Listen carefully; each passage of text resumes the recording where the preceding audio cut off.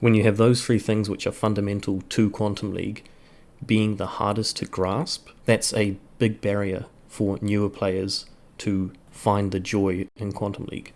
Yeah, I like that. The statement you just put there was beautiful.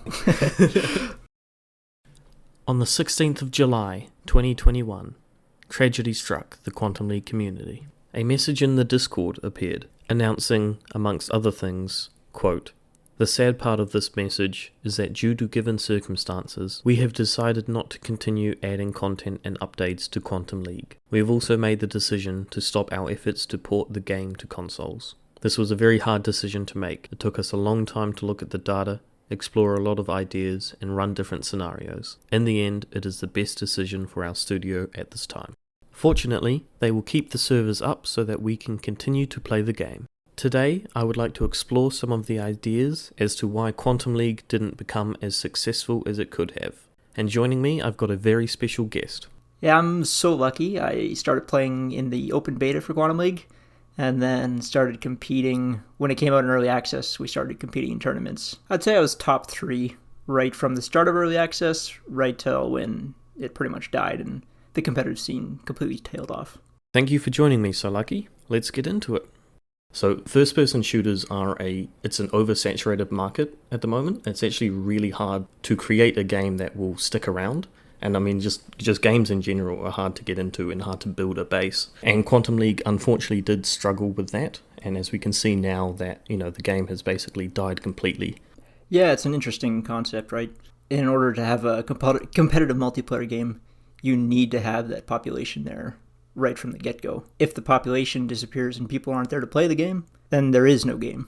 So, from the chart, we can see it was end of June, we had 473 players on, and that's pretty decent. But then it slowly dropped off down to like 20 to 30, and then it jumped back up when the game was fully released on March 30th with 355 players. And at least with this game, the player base can be relatively smaller compared to games like PUBG and other Battlefield, those sort of shooters, because those games require 60, 100 players in a game. With this game here, you actually only need one other person on the server to find a game. So I think that the game could have survived if you only had about 100 to 150 consistent players, which is what we saw shortly after the full release.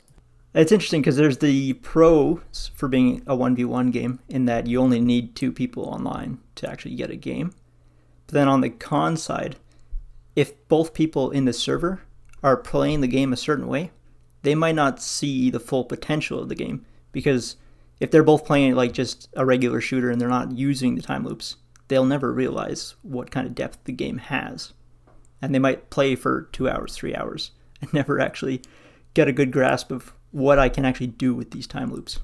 Yeah, there's a huge amount of mistakes you can make which aren't immediately obvious, because it's a totally new game format. Like you're totally reinventing the meta when you're playing. Or like when it first came out, no one knew what to do. And it was a really interesting time because everyone's just doing whatever they think works, and then it keeps working until somebody finds a counter.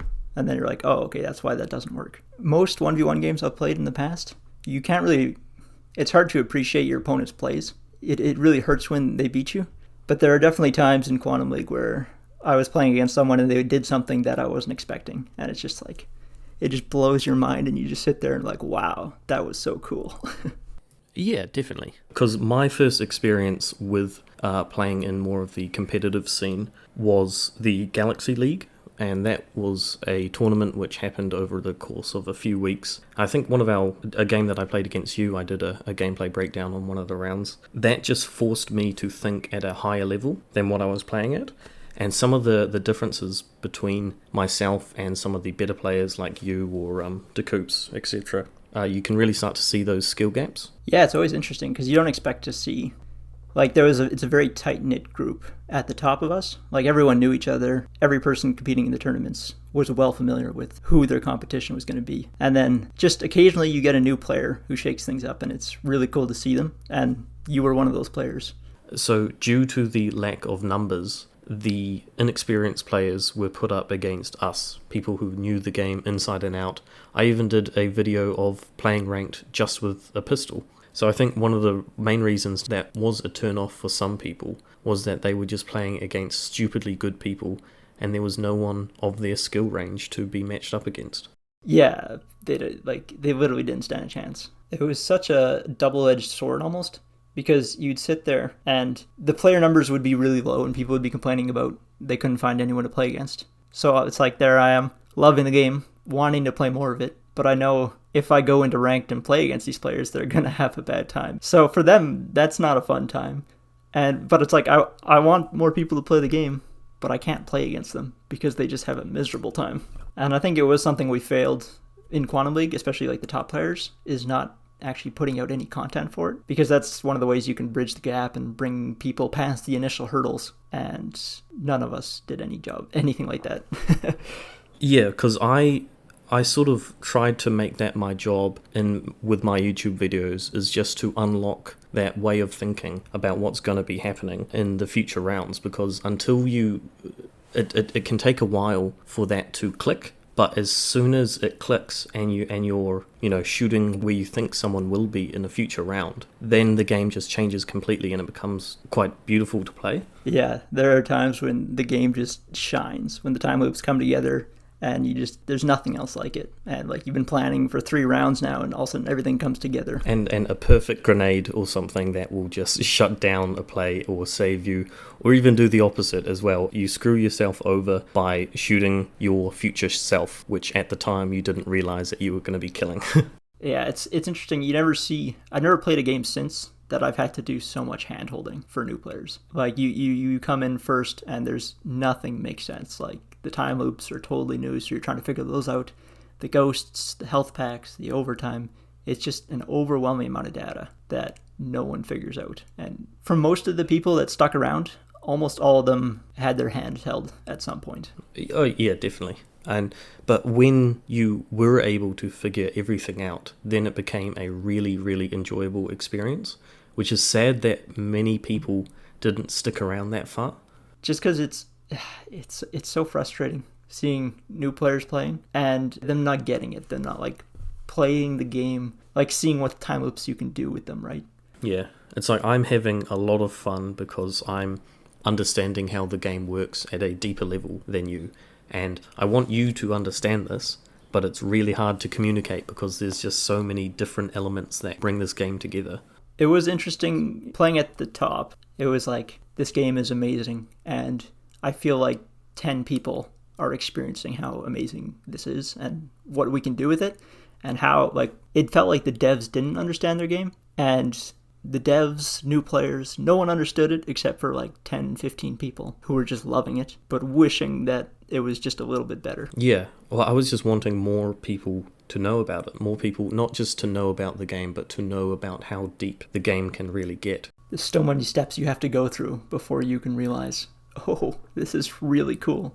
What I think is interesting, this is like another comparison between Lemnis and Quantum League, is that in Quantum League, like I've done suicide strats against new players because they always have that eureka moment where like you kind of have to explain it to them, but they like realize like, oh, he's running into the barrel and dying, but he's going to save himself. So those guys are actually still alive. Yeah, once you show that to newer players, then that can help them understand it a little bit better. Yeah, they have this like, you see the light turning on. But in Lemnis, it was interesting because you posted that video on advanced strategies where you rocket yourself. And I've done that a couple times during the beta too. And it was like almost always at some point during the match, the person would realize like, oh, right? Like in your own video, the guy said that he realized what you were doing, right? And I never really noticed that, not nearly as much in Quantum League. Like people just wouldn't figure it out. Yeah, so now I want to turn to the mechanics of the game and how the game actually plays. So bunny hopping was one of the things which separated the good from the not as experienced. And even I struggled with bunny hopping quite a lot. And if you fumbled it and you weren't able to get it right, that alone can be the difference between winning and losing. You created a bunny hopping guide which you uploaded to Steam. Do you want to talk about that for a little bit? Especially in the early days, I didn't really have a lot of, like when I made the Steam guide, I didn't have a lot of competition because the game had just first came out and I had won the first couple tournaments. Me and JP were trading tournaments and he was starting to tail off and not play as much. I loved the game. It was so beautiful and I wanted more people to be playing it, but no one seemed to be able to understand or figure it out. So I put all this effort into making a Steam guide. You had to hit a certain threshold before you could even start playing the game. And that threshold was you need to know how to bunny hop and you need to be able to control the recoil on the SMG. And once you've got those things down, you can actually start playing the game and you can start thinking about strategies. But up until that point, I mean, you're just too slow. You can't keep up. You can't shoot back. You can't do anything. Because it's mechanically, bunny hopping was exceptionally difficult, especially for someone, if you're just wanting to jump in and play a few games and just sort of get the brief feel of it, then you can play against some people. But if you come across anyone who knows about bunny hopping, then you lose. Like if you're coming in because you look at Quantum League and you're like, oh, that's a cool concept. I want to try playing time loops against other people. And then there's this very technical, mechanical skill that you have to learn first. Well, yeah, it's gonna drive a lot of people away. If you go into ranked, there's 2 maps. It's Cronus and Arena. And Arena you can kind of get by without bunny hopping, but if your opponent knows you can't bunny hop, they can exploit that. Yeah, I mean, bunny hopping was just exceptionally difficult for new players. Another thing that I felt turned people off was the overtime mechanic. Very confusing to new players, and it left a lot of people wondering if it was fair. Yeah, it's interesting. When I started, I hated the overtime. Probably for my first 40 or 50 hours, I hated it. It was only after that point when I started playing more and more. Like, I think it is definitely useful and necessary for the time loop. Like, if you have a game mode where you're capturing one objective and there's going to be 6 clones running for it, like, it's only 15 seconds, there's going to be overtimes. Like, it has to be. And the way it was set up was interesting as long as you had a good understanding of it. Once you understood why it was there, because I was quite open-minded about it. I didn't particularly like it, but I was willing to set aside any feelings I had about it. And then only until playing in tournaments and stuff did I realize, okay, this mechanic, as confusing as it is actually necessary. And it's quite a fair mechanic as well. And another thing which caused confusion with newer players was health packs. The idea of when you die, you can take a health pack and come back to life, but someone else can come along and take that health pack away from you it's very fun to play with, but also it's very hard for newer players to understand. Yeah, exactly. It's one of those things where it really benefits people who can think ahead and think flexibly and use the strategy, but it's not immediately apparent. Yeah, because there's the idea of maybe you don't want to kill someone. Maybe you want to leave them on just 10 health, because in the overtime round, they'll be really easy to clean up rather than giving them a fresh clone. Well, exactly. But that's such a weird concept for any FPS player. To not kill someone, right? He's right in front of you, he's shooting back at you, and you're like, yeah, no, screw you. I'm not going to shoot back. Yeah, a lot of people didn't realize that you could deny it, that it makes sense to take a health pack when you're full health. Many people didn't realize that was even something that you could do. They thought that if you ran over it, the health pack would still be there. But there are advantages to wanting to take your own health pack while you're at full health. Maybe just to deny someone else from getting it, but also because in the future round you might die. Yeah, so it's one of those things where I'm worried about Lemnis Gate in particular, because Quantum League was purely simultaneous gameplay, and a lot of that gameplay, the depth of it required having the health packs. So you could ignore your opponent's the same loop. He could shoot you, you could just ignore him. Because if you're getting damage on other loops, you can then go back and heal. I think that's a good idea, because those 3 mechanics, they were like a staircase. And for new players, you had to climb the staircase of these 3 things make no sense. Like, no experience you have in any game prior is going to help you understand it. But if you have flexibility thinking, you can work your way through each one. Like first health packs, then overtime, and then bunny hopping. And once you work your way through them, it makes sense. Like, the game is amazing. And the health packs add so much complexity and interest and strategy. Like, most strategies and most of the depth of the strategies come because health packs were so powerful. Yeah, I think that you hit on something very important. The bunny hopping, the health packs, the overtime, all of this was a fundamental aspect of Quantum League, and they were the most complicated and the most foreign to all other games. If you came from a regular first-person shooter, the idea of health packs and how you can use them changes. Overtime is just hard to understand, and bunny hopping is very mechanically intensive compared to other games that have bunny hopping. So when you have those three things which are fundamental to Quantum League being the hardest to grasp, that's a big barrier for newer players to find the joy in Quantum League. I like that statement you just put there was beautiful. One thing I think is interesting is I wonder if Lemnis Gate had come out before Quantum League, if Quantum League would have done so much better, because people would have been introduced to multiplayer time loops. They could have done it in turn-based style. It would have been a little slower, but a little easier to understand. And then if Quantum League had come out with this fast-paced bunny hopping and health packs and simultaneous all the time, then I think it probably could have done a lot better, because people would have been more open-minded and they would have been ready for the time loops. And I mean, maybe just Quantum League was just ahead of its time. Yeah, it was the first game through the door, and it just had so much that you had to learn just to understand it. And that's what I really appreciate with Lemnis Gate, and what Quantum League didn't do is they're making it very easily accessible and easily understandable for newer players to grasp this new time looping concept. And they're really, by doing all these live streams, they're really showing the potential strategy behind thinking ahead and playing with these time loops. Yeah, I think right from the start, Lemnis Gate's doing a lot of things that Quantum League didn't do well. And one of those is tutorials, and also the pace of the play. Like when you have a turn-based game, immediately you have a chance to sit there and be like, okay, what's going on? How am I going to counter it? In Quantum League, like you don't have that time. You're just going straight in. And if you're unable to figure out what the time loops, like how to use the time loops, you're just going after your opponent and shooting at them. Like you're not using strategy. Yeah, so one of the things that Quantum League failed to do was, I guess, just educate the newer players on how to play the game. So often I would come across people just playing in normals and they wouldn't even understand the concept of getting on the point. I would say to these newer players, get on the point. Like at the end of every loop, you should have your person on the point, because that will increase your chances of scoring. And it's obvious to us, but not so immediately obvious to the new players. And I felt something like that, something so fundamental to how you score, should have been communicated a bit more forcefully to the newer community. Because, I mean, new players weren't even doing the most fundamental thing to Quantum League, which was getting on the point to score, let alone exploring the extreme amount of depth and potential that this game can hold. And I don't blame the new players for not understanding this. I mean, it really was just a failure to educate. Yeah, the tutorials were terrible. You don't want to bog people down with tutorials, right? When I'd watch live streams of new players coming into the game, most of them, by the time there'd be a video, an unskippable video, and almost everybody would tune out and pay zero attention. And then 10 seconds later, they'd get into a match and they'd be like, wait, what's going on? How did I win? How did I lose? Like, it's definitely not great. Yeah, and they brought out character abilities, which everybody was very unsure about. Abilities aren't necessary in every single shooter. I'd say in Quantum League they weren't necessary, but it is, as you said, another layer of complexity that they just added to it.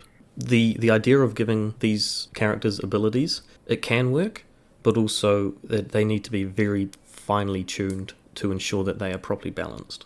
Yeah, I mean, if you look at Quick Champions, it's super interesting having all these people that have completely different abilities, and you see how they stack up against each other in the arena. But if the abilities don't balance well, or they're not good enough to be necessary, like, it's just another layer of information that new players have to try and figure out. You see new players coming into the game and they're trying to figure out what each agent does and what abilities they have and who should they play, and they still don't understand the time loops or the overtime. So it's like, or that you need to get on the point to score. Or that you need to get on point to score. It's like, no, that stuff is just, it's not important. It wasn't necessary. Yeah, exactly. The abilities were secondary compared to much of the rest of the game. Okay, so let's switch to coming out of the beta and their announcement of a full release. When they announced the price tag for Quantum League, it felt like all enthusiasm for it was gone. Like the actual early access release it wasn't bad. I think it was like 300, 400 people on early access release. And open beta, it was like 2,000 people playing at all times. But it was such a deflating, like we had such good numbers during the open beta, and then it dropped off because of the price tag and Valorant coming out. It just never recovered after that. Like, I think it's just such a shame because from early access release to full game release, they had a full year of development. And it felt like that development wasn't really going anywhere. Like, not a lot changed. Now that you say a whole year of development, I was like, they brought out a few new maps. They did character abilities and aiming down sights as well, and a few other things. But really, it didn't felt like. I mean, and I don't know what's going on behind the scenes, so I can't fairly criticize it. But it does feel like it wasn't a year's worth of work. It was very little stuff that no one who was playing the game cared at all. If anything, like every update almost brought us new bugs that didn't get fixed, and not really anything that would be interesting to play with. So it was kind of this weird thing where I've never seen so many people dread an update that much. It's like every new update, it was like, oh, they released another one. What kind of bugs are we going to be dealing with now? Yeah, it was an interesting when they decided to do a full release without.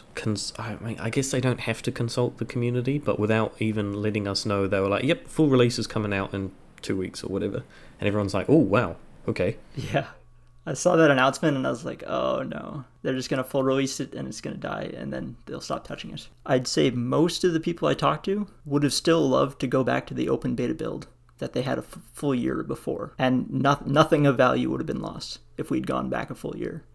In terms of advertising, how did you actually find out about the game? I'd been playing Counter-Strike for a long time. That was my go-to game. I was starting to get a little tired of it. I was looking around at other online shooters. I was just digging online, searching 1v1 FPS games, upcoming shooters. And somewhere there, buried like deep inside the articles, was one about Quantum League. And I had an open beta coming up right away. Honestly, it was very lucky, and I had to do so much digging just to find it. It was crazy.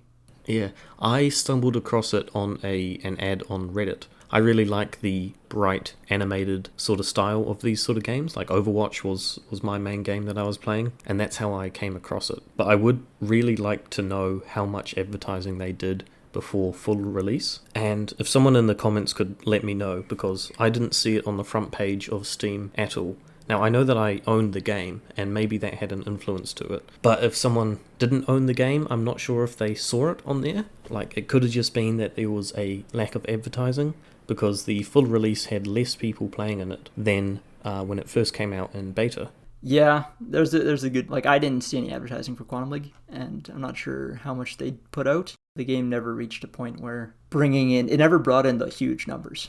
Like, even there was a period there where they were giving the game away for free to anyone who watched his Twitch stream. And from a business perspective as well, they have to be making money somehow. And if you just have the same 10 people playing it, they're not bringing in new players, which brings in income, which keeps the game afloat. So maybe they felt like they were financially forced to do that. Yeah.